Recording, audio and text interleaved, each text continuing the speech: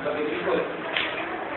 Artinya, ingatlah ketika kamu lari dan tidak menoleh kepada seorang pun, sedang Rasul yang berada di antara kawan-kawanmu yang lain memanggil kamu, kerana itu Allah menginfakkan atas kamu kesedihan atas kesedihan, supaya kamu jangan bersedih hati terhadap apa yang meliput daripada kamu dan terhadap apa yang menimpa kamu. Allah Maha mengetahui apa yang kamu kerjakan. Surah Al-Imran ayat 3 ayat 3. Tawakal atas menjaga Allah Subhanahu Wa Taala, dicukupkan rezekinya dan merasakan kesenangan. Suatu nikmat Allah Subhanahu Wa Taala yang memberi dan memberinya rezeki dari arah yang tiada sangka, mengkakan, dan barang siapa yang bertawakal kepada Allah, nescaya Allah akan mencukupkan keperluannya. Sesungguhnya Allah melaksanakan urusan yang dikehendakinya.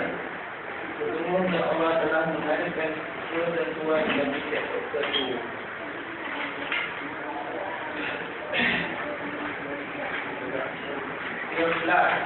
Ikhlas merupakan amalan hati yang paling utama, yang paling tinggi dan paling pokok.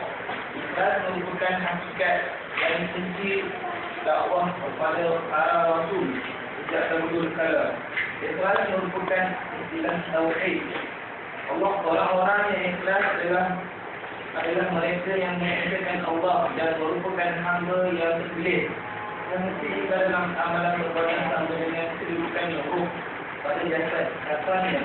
Oleh kerana itu, mesti suatu amalan dan ibadah dapat diterima yang dilakukan tanpa ikhlas, sebab kedudukannya sama dengan orang yang melakukan amal dan ibadah tersebut bagi tubuh yang tidak bernyawa. Dapat ikhlas menunjukkan pengertian jernih, bersih dan suci dari campuran dan pencemaran. Sesuatu yang murni artinya bersih tanpa campuran, baik yang bersifat material dan non-materi. Adapun pengertian ikhlas menurut syarak adalah seperti yang diungkapkan oleh Ibnu Qayyim berikut, mengatakan Allah berniat bagi yang melakukan ketaatan bertujuan hanya kepadanya tanpa mempersekutukannya dengan sesuatu pun. Dan menurut Al-Qayyudahi, kerana Allah itu kerja dan tidak pamer. Orang yang ikhlas adalah orang yang tidak peduli meskipun semua penghargaan atas diri yang hilang, jadi meraih kebaikan hubungan kalbunya dengan Allah. Dan orang tersebut tidak ingin apa yang bukan dipamerkan walaupun sebesar darah pun.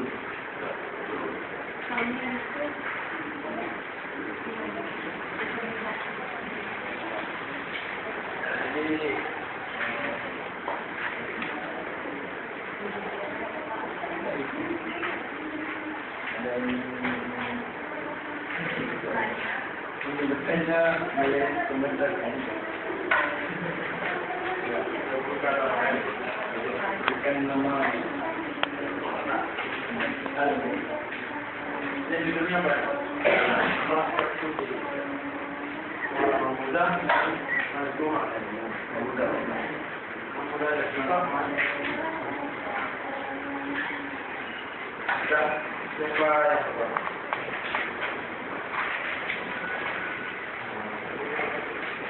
Assalamualaikum warahmatullahi wabarakatuh.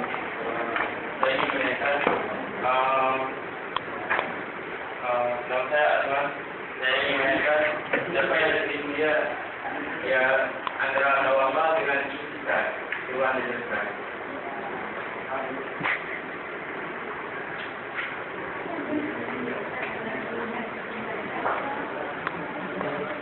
Antara tawabah dengan istighfar.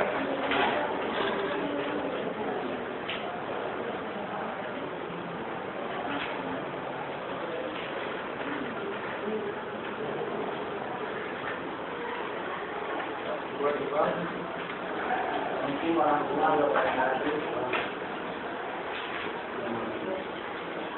Apakah orang bertawakal itu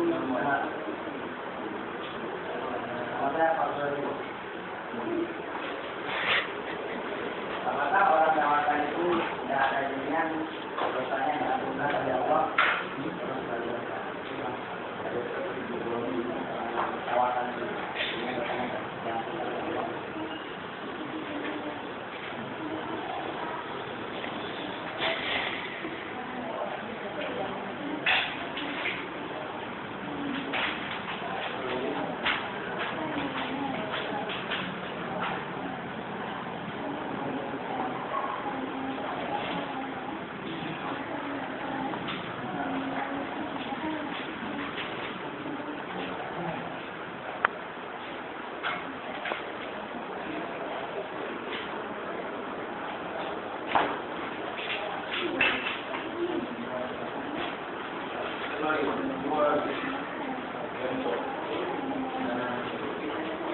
Dalam masalah ini tidak ada, saya menyarankan itu dari baik dari Al-Quran maupun hadis. Dan kalau sudah juga yaitu tentang amal ini, amal kepada Allah, amal kepada teman-teman.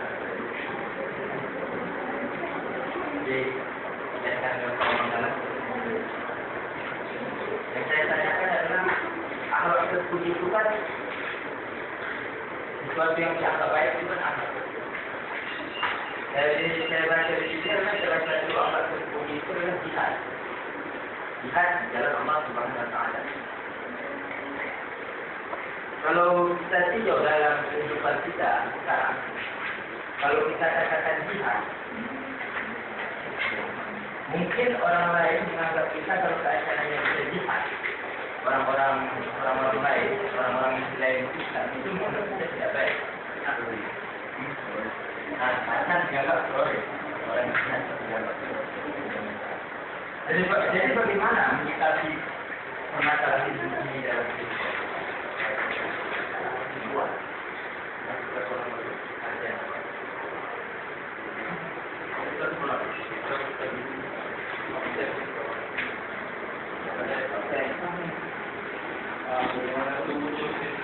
Perempuan itu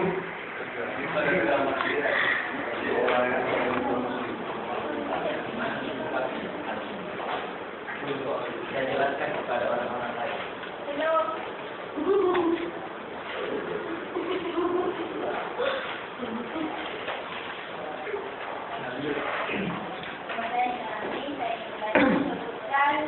Motivasi apa terjadi dalam kehidupan saya.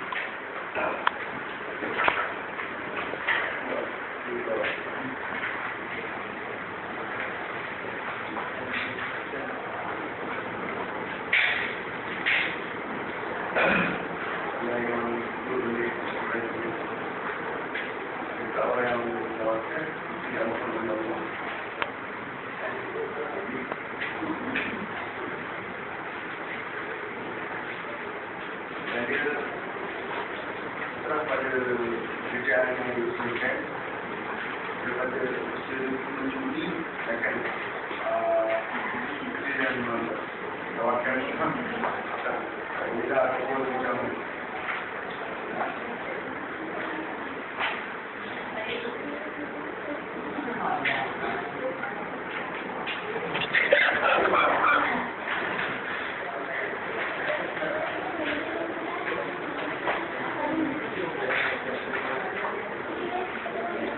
tawarkan ini dalam sesuatu kepada Allah. Tidak ada yang dilakukan tanpa tahu jawapan dia. Kan? Tahu kali. Dan itu mengharapkan kepada Allah.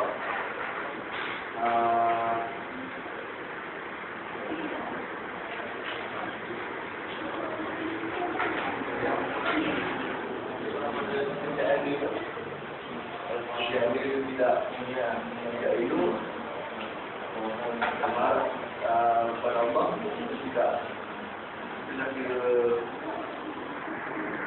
kata tidak mengharapkan dia bukan dia tak dia dari luar tapi itu kepada Allah tidak dapat hanya seperti kalau dari segi usaha kerja benda yang baik macam tanaman tanam ada tanaman yang elok atau tepat kepada Allah yang berkali kita tanam kehidupan itu itu adalah satu usaha dan seorang kepada Allah tanam itu menjadilah itu juga amalan yang mulia.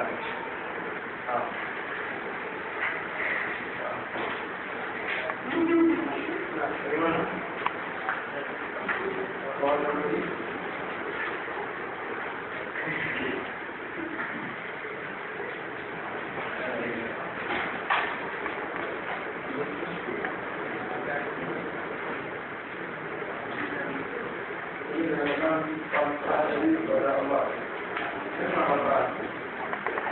Pasrah nanti kita di rumah saja atau gimana?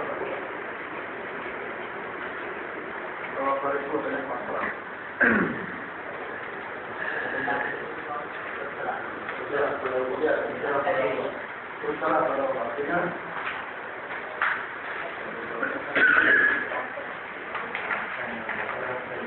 Kalau Allah memastikan itu siap juga. Untuk memberikan apa namanya kita siap juga. Jadi kalau kita senang itu semua siap. Bagaimana itu? Maka tawakal itu berhubungan dengan hal-hal yang senang atau berhubungan dengan hal-hal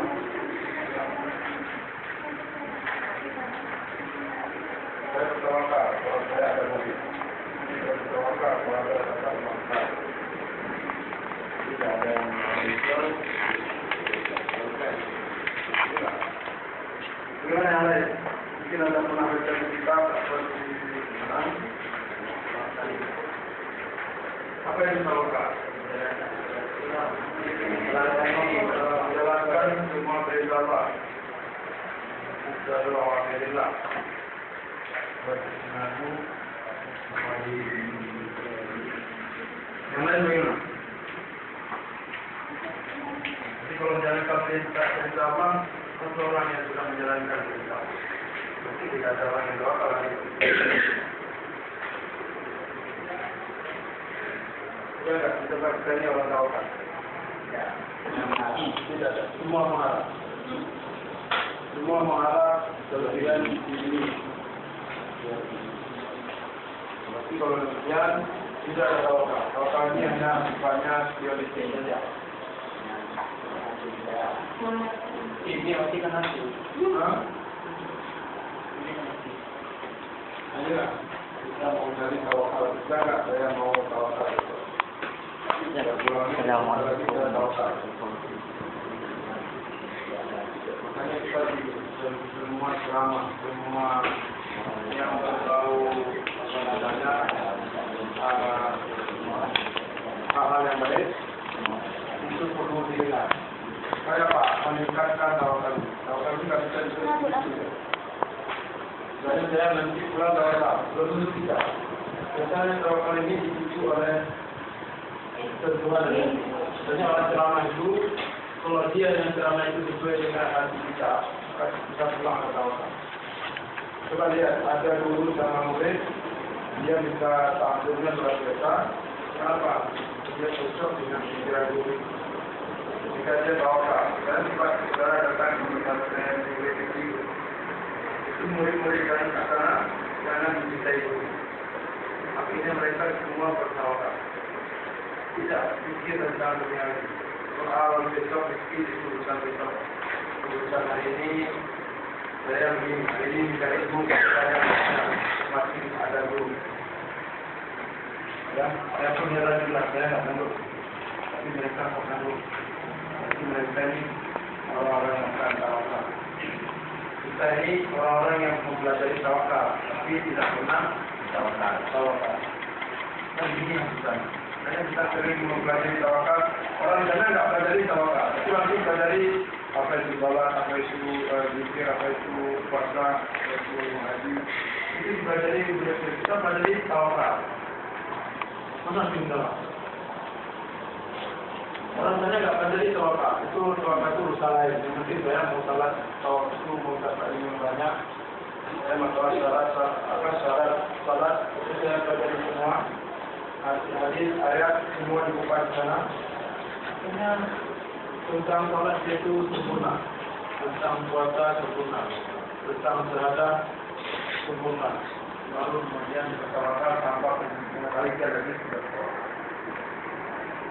Nah, kita sekarang ini lagi mempelajari tawakal. Saya mau pulang nanti bertawakal. Saya enggak. Tawakal itu harus didahului oleh ilmu. Tanpa ilmu tidak ada tawakal. Oh, saya nanti pulang tawakal. Saya pakai serban, saya pakai baju putih, saya pakai semua. Dari itu di kamar sendiri. Tawakal saya dengan Allah. Ilmu tidak ada sama dengan Allah. Ya. Jadi kan banyak ada itu yang sekarang kita pakai baju putih itu. Apa itu? Baju jubah. Ya, serban putih. Sama baju putih panjang itu. Lidah. Kalau lidah mungkin ada sebagainya. Tapi maksudnya begini, bahwa tawakal ini berserah diri kepada Allah dengan ilmu yang secukupnya. Tidak bisa dengan ilmu yang awam. Awam itu taklid. Taklid itu apa yang dikatakan guru itulah dijawab. Itu namanya. Tapi yang diharapkan itu adalah kita punya ta'alum. Ta'alum itu artinya kita belajar, kemudian nanti dari belajar itu baru mendapat ilmu.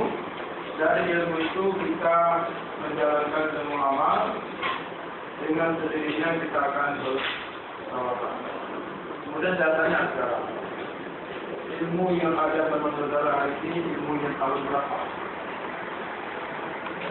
Dari SMP dulu atau dari sekolah dasar dulu? Dari sekolah dasar. Sekolah dasar dulu. Kemudian saudara hari ini sudah umur 26. 20 tahun ya. Sekolah dasar dulu 13 tahun. Berarti umur 13 tahun. Umur ini masih ilmu dari 13 tahun. Berarti kalau nanti 40 ilmunya dari 13 tahun. Kalau 60 nanti ilmunya dari 13 tahun. Sana dikatakan orang tawakal. Jadi setiap hari kita harus belajar. Kalau saudara nggak bisa mencari dulu, cari dulu. Ya, maka ini dalam tasawuf. Dalam tasawuf itu guru lebih penting daripada apa? Dengan tidak ada guru, tidak ada guru, tidak ada segala dakwah.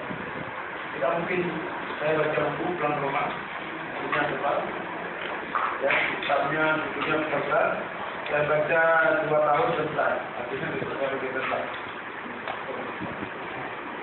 Ya, nggak bisa. Jadi tawakal itu perlu dengan ilmu. Nah, tadi ditanyakan apa ada hubungan apa lebih baik antara tawakal dengan istisar. Istisar itu lebih dekat kepada Allah. Istisar itu sudah bersambung dengan Allah. Bersambung ini maksudnya semua perbuatan dia selalu yang dipikirkan adalah tentang Allah. Saya begini, saya makan. Begitu saya makan, menurut saya ini dengan Allah sudah cukup atau belum? Kan ada, kita makan. Makan setengah piring atau 1 piring atau 1,5 piring. Kalau orang istisar, bagaimana orang istisar? Makannya 1 piring langsung, itu bukan istisar. Ya, orang istisar itu menimbang-nimbang ya. Menurut dia, menurut hati dia, apakah yang saya makan ini sudah dibilang apa? Kalau dikatakan oleh hati, dia bersih. Ya, makanya orang tak boleh makan sedikit-sedikit. sambil sedikit tambah lagi, sambil sedikit tambah lagi, akan ditaruh langsung banyak, kemudian dimakan sekali. Itu nggak bisa kalau makan sedikit. Kalau berarti ini sudah diurai waktu sekali. Kalau sudah sedikit, itu sudah ada lagi. Itu bukan orang istighfar. Hanya orang yang mandi lebih halus pikirannya. Ya, dia perasaan dia lebih dekat dengan Allah. Tapi kalau orang tawakal, dia masih menjalankan amal-amal, ya masih menjalankan amal-amal, tapi belum masuk pada hal-hal yang kecil. Maka kalau ditanya mana lebih bagus antara tawakal dan istighfar? Tidak. Orang tawakal belum tentu istighfar. Kalau orang istighfar sudah seperti tawakal.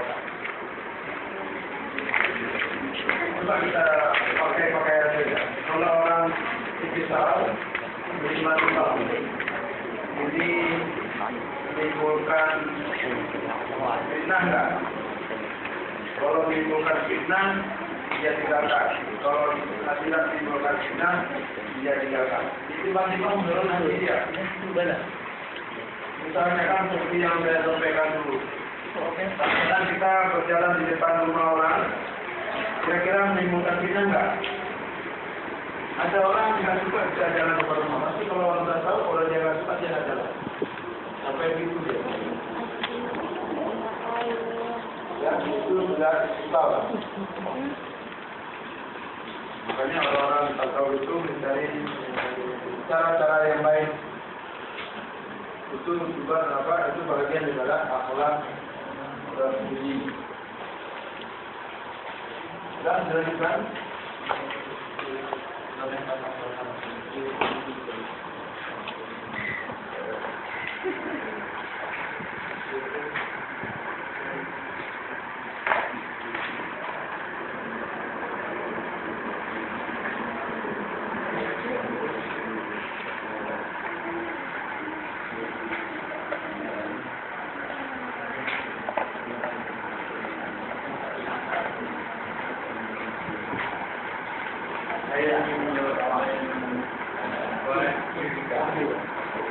Motivasi dalam akhlak seperti ini.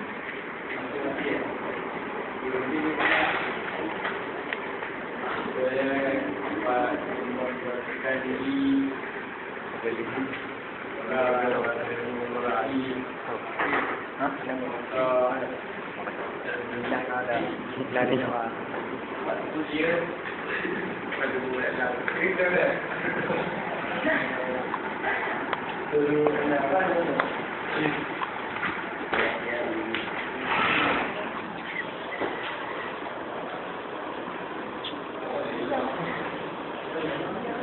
bagaimana? Motivasi. Kalau motivasi bagi orang yang belum motivasi, kalau yang sudah sampaikan, sudah sholat, sudah puasa, sudah termotivasi. Yang motivasi ini orang yang belum. Orang yang belum itu harus bisa.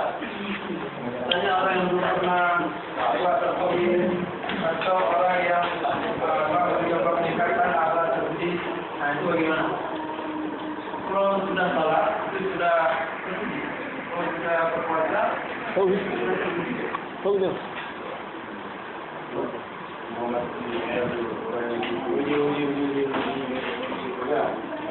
Bagaimana yang lainnya? Motivasi akhlak terpuji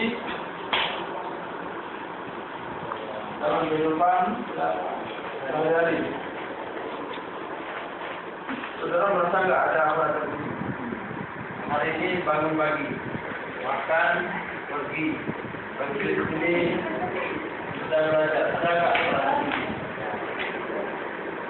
Yang mana yang paling?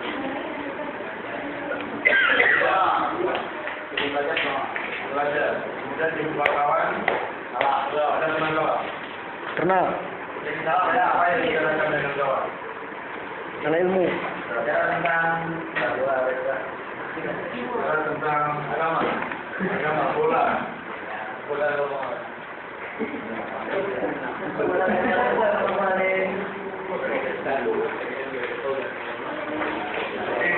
yang perlu diingat Tapi kita harus tahu apa itu akhlak terpuji.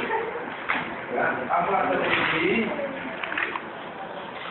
kita harus tahu apa saja bentuk-bentuknya. Yang pertama, perbuatan al-hasanah. Ya, perbuatan al-hasanah. Dalam kurung perbuatan yang menimbulkan akibat baik. Hasanah, akibat baik. Saudara misalnya disukai orang, berarti itu hasanah akibat. Saudara misalnya mendapat hal-hal yang halal misalnya, itu hasanah. Halal itu susah ini. Makanya ada orang katakan jangan tanpa halal, yang haram pun susah. Jadi hasanah ini maksudnya cobalah kita berbuat baik itu yang menimbulkan akibat yang baik. Kita nggak tahu apa itu perbuatannya. Misalnya gini, saudara ada pohon di samping rumah, tapi dengan saudara potong pohon itu membuat panas tetangga. Itu tidak ya. Ini itu contoh saja, contoh akhlak terpuji. Kemudian saudara ada got itu bau, bagi saudara nggak apa-apa. Bagi orang berkata masalah, berarti itu satu persen ada. Tapi kalau ada saudara sana dan tidak seperti itu akibat yang baik. Lawannya sayyi'ah. Lawan daripada al-hasanah sayyi'ah. Sayyi'ah itu perbuatan yang timbul akibat yang buruk.